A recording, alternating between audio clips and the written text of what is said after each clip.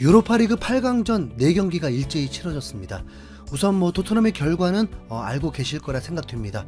프랑크푸르트와의 홈경기에서 1대1로 비겨버리고 말았습니다. 경기에 대한 평은 후에 해보도록 하겠습니다. 이번 시즌부터 유럽 대항전은 토너먼트 대진이 정해져 있으면서 승리해서 다음 토너먼트를 진출할 때 어느 팀을 만나게 될지를 예상할 수 있게 되었습니다. 토트넘이 프랑크푸르트를 꺾고 4강에 진출하면 라치오 대 보데글림트 둘 중에 한 팀과 붙게 되는 대진입니다. 라치오는 세레이에서 상위권 경쟁을 하고 있습니다. 유로파리그 조별 경기에서는 승점 19점으로 전체 1위를 냈고 프랑크푸르트 다음으로 최소 실점 2위 팀입니다. 전문가들은 대체적으로 라치오가 4강에 진출할 것이라고 예상하고 있었습니다. 대진 운이 가장 좋다고 봤죠. 보데글림트는 노르웨이 프로축구팀입니다.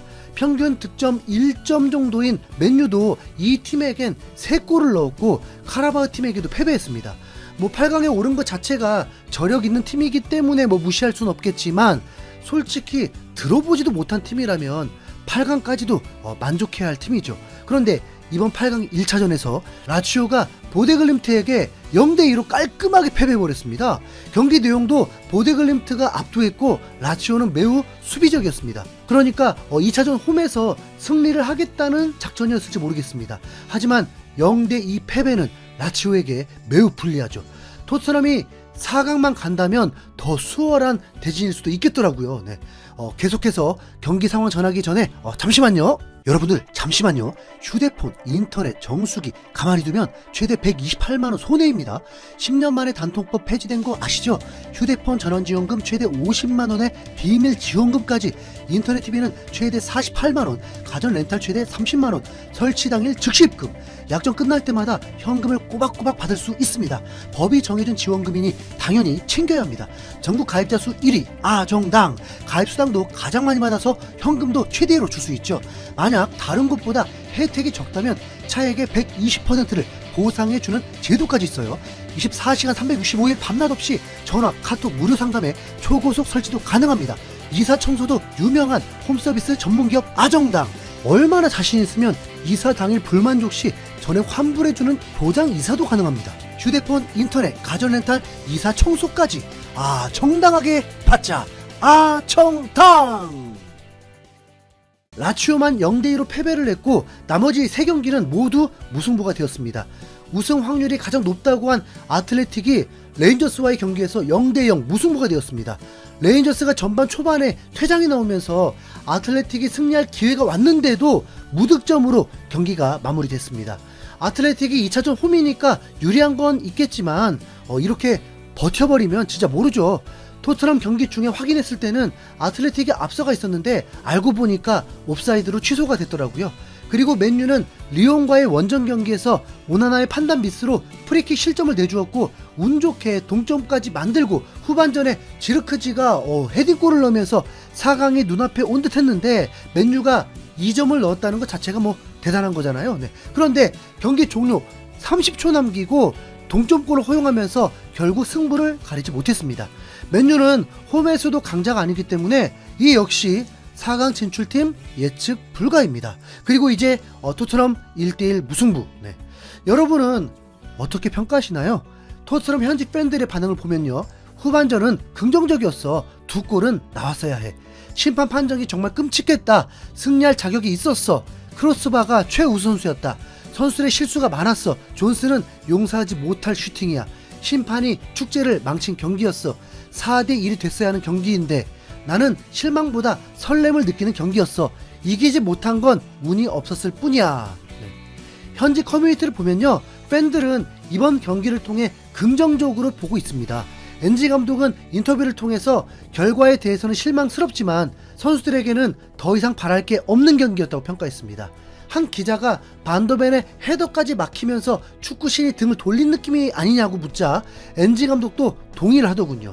프랑크푸르트는 잘 정비된 수비 조직이었고 토트넘을 어떻게 상대할지를 알고 있었습니다. 그래서 전반전엔 토트넘 우승은 뭐 틀렸다고 느낄 정도로 전체적으로 좋지 않았습니다. 메디슨 포로가 합작으로 동점을 만들긴 했지만 탄탄한 수비를 뚫을 만한 기회 자체가 적었습니다. 우도기가 활동량 면에서 매우 좋았다 보니까 스펜스를 썼어야 했다고 뭐 말하긴 애매하지만 엔지 감독이 풀백을 활용해서 공격을 극대화하려는 뭐 전술로 볼 때는 스펜스가 공격 면에서는 더 나은 게 맞고 3톱 솔랑케는 본래 고립당한다 쳐도 존스는 찬스만 기다리는 선수일 뿐이지 기회를 만들어주지 못하다 보니까 이런 경기에서는 영향력이 전혀 없었습니다. 손흥민 크로스의 그 골대 앞에서 헤딩 찬스가 있었죠. 그런데 저의 시각에서는 이런 경기엔 오도베르가 존슨보다 무조건 더 낫다고 말하고 싶네요. 손흥민이 평점이 좋지 못하면서 까는 이들도 많을 텐데 손흥민은 딱 봐도 팀으로서 주문하는 대로 경기하는 것으로 보였습니다. 조금 꽈서 말한다면 너무 모험생이라서 정석대로 플레이한다? 그리고 동료들에게 기회를 만들어주고 토트넘이 앞서 나가면 상대 선수 간격이 문제가 발생하면서 손흥민도 장점들을 발휘할 수 있게 하는 구조 같았습니다. 그냥 엔지 감독 전술과 상극이라는 게 그게 결론일 뿐 뭐 어쩔 수 없습니다. 안타까운 건 그럴수록 손흥민의 골은 보기 어렵다는 것입니다. 자, 여러분, 손흥민이 이 팀의 지금 주장입니다. 주장으로서 어린 선수들에게 뭐라고 할까요? 우리 약속된 플레이 잘하자. 혼자 튀지 말고 팀 플레이 하도록 하자. 집중하자. 실수 생기면 서로 돕자. 그러지 않겠습니까? 토트넘이 동점 만들고 나서도 손흥민은 선수들에게 계속 이런저런 말을 합니다. 후반전 시작하기 직전에 둥글게 모여서도 많은 얘기를 합니다. 뭐라고 했겠냐고요. 얘들아 나한테 패스해. 얘들아 나한테 패스해. 나만 슈팅 쏠 수 있도록 내가 결정력이 가장 좋으니까 나만 의지해. 그럴 리 없잖아요. 시청하신 분들 아시겠지만 프랑크푸르트 대놓고 손흥민에게 2명 마크시켰습니다. 프랑크푸르트 리그에서 3위에 올라있는 팀입니다. 토트넘 레벨되는 팀들 이겼던 팀이에요. 도르트문트도 이겼고 라이프치히도 이겼고 지금 토트넘이 약팀하고 상대하는 거 아닙니다. 이 팀이 토트넘을 상대할 때 대놓고 내려앉았고 손흥민에겐 2명이 붙어 있었습니다. 그런데 그냥 토트넘이 못한다 그러면 손흥민이 폼이 떨어졌다 뭐 못한다 그러면 수준이 어느 정도가 돼야 한다는 겁니까? 솔직히 까놓고 토트넘이 아스날, 리버풀급 아니잖아요.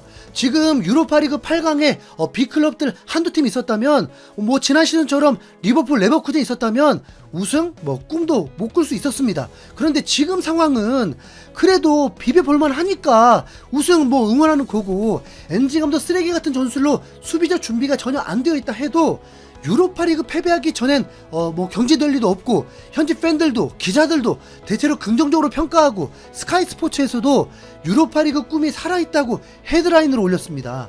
토트넘이 완전체로 원정을 치른 건 뭐 이번 첼시전 밖에 예시가 없을 것 같습니다. 일주일 뒤 경기고 주말 울버햄튼전 뭐 버리고 다시 충전해서 유로파리그 경기하면 충분히 가능성 있잖아요.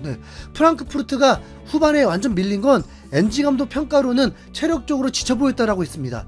프랑크푸르트는 주말에 강등권에 처한 팀을 상대하는데 그 팀이 최근 성적이 호락호락하지 않습니다. 프랑크푸르트 입장에서 승점 3점 절호의 기회인데 로테이션 돌릴 여유도 없어요. 자, 그렇게 보면 맨시티 뭐 4대0 이긴 것처럼 뭐 바라진 못해도 이길 가능성 있다고 봐도 되잖아요. 토트넘 수비가 균열이라는 거 티가 팍 나지만 그래도 뭐 원더골 실점 말고는 없었고 후반전 토트넘 공격은 무서웠습니다. 2차전 해볼만 해요. 그러니 함께 좀 똘똘 뭉쳐서 우리 캡틴 손흥민 응원해 줍시다. 끝. 이상 흰수염고래였습니다. 시청해주신 여러분 감사합니다.